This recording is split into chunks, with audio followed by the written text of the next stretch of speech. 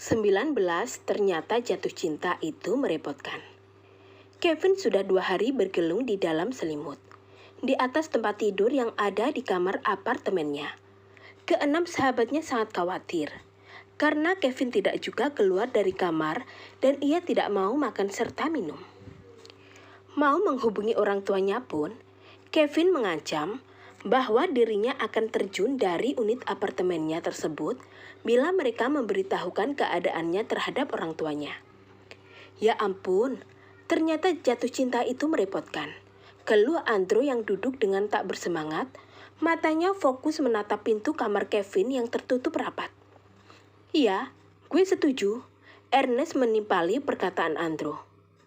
Hei deh, lo kan pernah pacaran tuh sama Naima. Gimana rasanya? Perasaan gak serepot Kevin deh, tanya Gana. Biasa aja. Gue kan waktu itu dijodohin, jadi gak ada perasaan apapun tuh.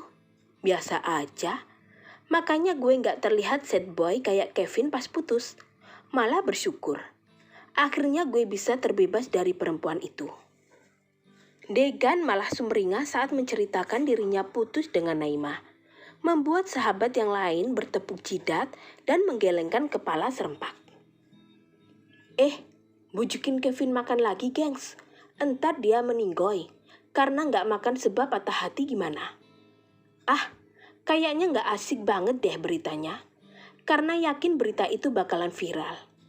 Argi malah bicara yang tidak-tidak dan kini dirinya mendapatkan toyoran dari sahabat yang berada di tempat itu. Hus, sembarangan lo, tukas Ernest.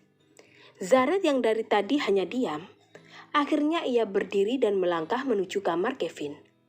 Lalu mengetuk pintu kamar Kevin. Vin, keluar dulu yuk Bray. Setidaknya lo makan dan minum dong. Jangan bikin kita-kita khawatir nih, ujarnya. Degan pun ikut membantu Zaret dalam membujuk Kevin agar mau keluar kamar dan makan. Iya Vin, keluar hayu. Jelek banget sih adat lo kalau lagi ngambek. Lo mending acak-acak isi apartemen ini, daripada lo diam diri kayak gitu. Itu namanya bunuh diri perlahan, Vin. Bodoh, umpat Degan di akhir kalimat.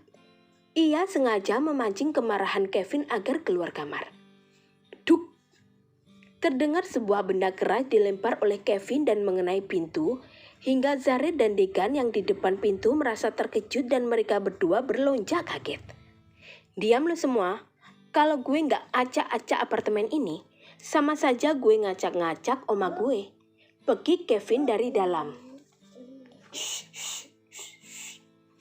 Terserah lo, Vin. Dahlah, kita udah males jadinya. Kita-kita tuh sayang sama lo. Kenapa sih lo harus berlaku kayak gini cuman gara-gara perempuan? Tanya Ernest yang kini ikut bergabung berdiri di depan pintu bersama Zaret dan juga Degan. Terdengar jawaban dari Kevin. Sepertinya kini ia mendekati ke daun pintu. Lalu ia bicara. Gue dilema, gengs. Gue baru kali ini jatuh cinta. Tapi gue gak bisa bertindak apa-apa. El pergi, guys. El udah gak ada di sini. Kemana gue harus cari El coba? Nadila pun ikut pergi. Padahal dia satu-satunya orang yang gue harapkan bakal menjadi perantara gue dan Ellery bertemu. Ya elah, Vin. Kayak anak kecil lo, Vin. Lo tuh CEO dari Marva Group. Apa susahnya cuma cari Ellery aja? Ujar Gana. Lo gak ngerti, Ga? Susah cari petunjuk tentang El. Dia tuh misterius. Balas Kevin. Ya makanya lo keluar dulu. Nanti kita bantu mencari kalau lo betul-betul mau meraih kembali El dan mau memperjuangkannya. Kita siap bantu. Serius ya? Iya, gue mau memperjuangkannya, sahut Kevin. Pada akhirnya Kevin mau keluar marahan dan kini ia sudah duduk di sofa, meminum susu hangat dan juga memakan sepotong pizza yang memang sudah disiapkan oleh para sahabatnya. Sedangkan di sudut lain Jakarta, kini Ellery sedang berada di dalam kantornya. Ia tengah berkutat dengan pekerjaannya. Nadila juga berada di ruangan tersebut. Mereka sedang mengerjakan beberapa pekerjaan yang terbengkalai akhir-akhir ini. Ellery memang betul-betul terpuruk sebelumnya. Setelah ia menyatakan cinta kepada Kevin dan tidak mendapatkan balasan, akan tetapi sang kakek berhasil membujuknya untuk kembali ke perusahaan dan ia memperbolehkan Ellery untuk tidak kembali ke sekolah sementara waktu. "Dil, kapan kita ke Jepang?" tanya Ellery. "Lusa, El, memangnya kenapa?" tanya Nadila. "Tidak apa-apa, apa tidak bisa dipercepat?" tanya Ellery kembali. "Bisa sih sebetulnya, tapi pekerjaan kita di sini juga menumpuk. Jadi untuk 1 hari ini kita harus menyelesaikan pekerjaan. Mungkin sampai besok baru selesai. Setelahnya kamu istirahat. Baru kita berangkat," terang Ellery. Ellery terdengar mengesah pelan. Ia sudah tak bersemangat lagi akhir-akhir ini. Ternyata ia betul-betul jatuh cinta kepada Kevin dan dia kecewa saat Kevin tidak memberikannya kesempatan sama sekali atau memberikan alasan apapun mengapa ia menolaknya.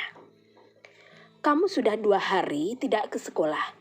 Apa alasan kamu tidak bersekolah, Dil?" tanya Ellery. "Aku izin ada urusan keluarga." "Oh iya, katanya sekarang Kevin..." "Ada apa? Cerita saja, Dil. Aku udah siap mendengarnya," ujar Ellery ketika Nadila hendak bercerita, namun nampak ragu, sehingga ia menghentikan perkataannya sejenak. Kevin mengurung diri sendiri di kamar apartemennya. Selama 2 hari ini dia tidak mau makan dan juga tidak mau minum, terang Nadila setelah mendapatkan persetujuan dari Ellery. "Kok kamu tahu?"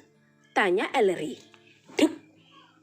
Nadila sepertinya lupa akan kedekatannya dengan Degan. Degan juga yang memberitahukan kondisi Kevin terkini kepada Nadila. Namun, Ellery tidak tahu kalau selama ini ia memiliki hubungan spesial dengan Degan. Nadila terperangkap cinta lokasi dengan pria itu. Iya, cinta lokasi karena mereka kerap kali bersama. Selain partner bangku, ternyata Degan yang berani menyatakan cinta pernah mengajak Nadila beberapa kali ke apartemennya dan juga makan di restoran. Biasa El, salah satu temannya ada yang share di grup kelas. Nadila segera mencari alasan. Memang betul beberapa menit yang lalu Andro mengumumkan di grup kelas kalau Kevin sedang tidak fit karena mengurus diri di kamar sejak 2 hari yang lalu dan tidak mau makan serta minum. Andro minta doanya agar Kevin baik-baik saja.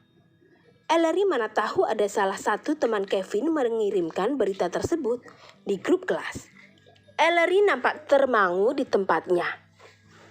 Dia menghentikan aktivitas pekerjaannya sejenak. "Vin, ini maksudnya apa? Kamu tidak sedang patah hati seperti aku, kan? Bukankah kamu memang menolakku? Berarti kamu tidak mencintai aku.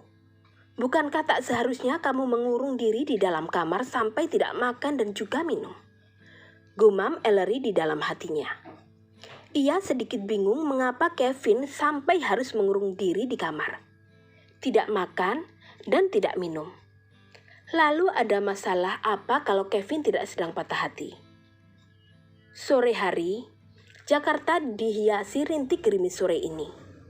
Sebuah sedan berwarna hitam Dove terparkir tak jauh dari kantor Ellery. Seorang pria muda nampak tenang duduk di belakang kemudi. Sepertinya ia sedang menunggu seseorang. Tak berapa lama masuklah seorang wanita ke dalam mobil tersebut. Sepertinya usianya lebih tua dari pria itu. "Hai sayang, maaf nunggu lama ya," sapa si wanita. "Hai Beb, belum kok, aku juga baru datang." "Wah, pacar aku cantik banget ya kalau pakai setelan kerja," puji si laki-laki. "Berarti kalau sedang pakai seragam sekolah aku nggak cantik ya?" cebik si wanita. "Cantik juga dong Beb, hanya auranya sedikit berbeda. Aku lebih suka kamu yang asli seperti ini," ujar si pria muda. "Terima kasih." Wanita itu tersipu malu-malu. "Aku makin love sama kamu, Beb." Aku juga. Keduanya saling tatap dan tak berapa lama mereka sudah saling berpagut bibir. Saling menyalurkan rasa cinta yang mereka miliki.